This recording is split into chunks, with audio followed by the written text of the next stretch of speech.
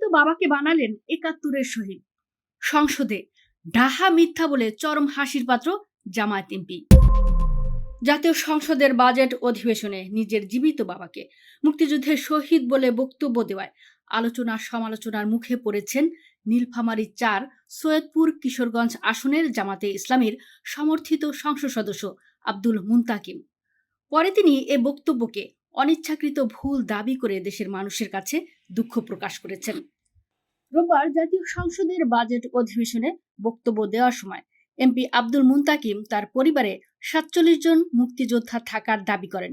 এ সময় তিনি বলেন, তার বাবারা ৭ ভাই, যাদের মধ্যে ৪ জন মুক্তিযোদ্ধা ছিলেন। এছাড়া তার ১৯ জন দাদার মধ্যে ১১ জন মুক্তিযুদ্ধে অংশ নেন এবং তার মা মুক্তিযুদ্ধের অন্যতম সংগঠক ছিলেন।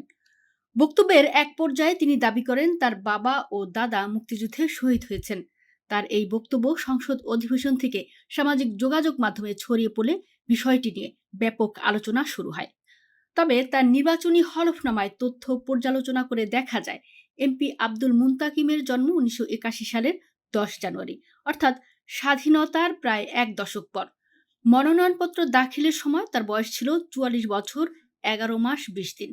ফলে একজন ব্যক্তি যার জন্ম মুক্তিযুদ্ধের প্রায় ১০ বছর পরে, তিনি কিভাবে মুক্তিযুদ্ধের শহীদ বাবার সন্তান হতে পারেন, এ প্রশ্ন সামনে আসে।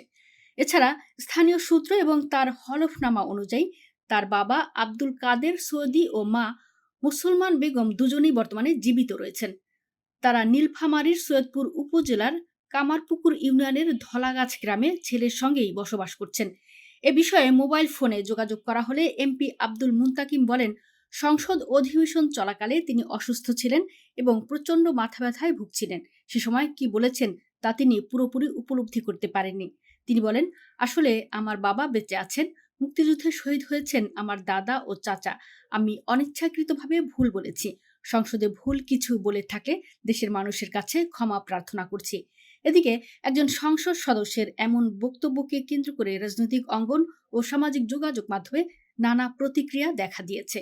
অনেকে বিষয়টিকে অনাকাঙ্ক্ষিত ভুল হিসেবে দেখলেও আবার কেউ কেউ সংসদের মতো গুরুত্বপূর্ণ স্থানে বক্তব্য দেওয়ার ক্ষেত্রে আরও সতর্কতা ও তথ্যগত নির্ভুলতার প্রয়োজনীয়তার কথা তুলে ধরেছেন।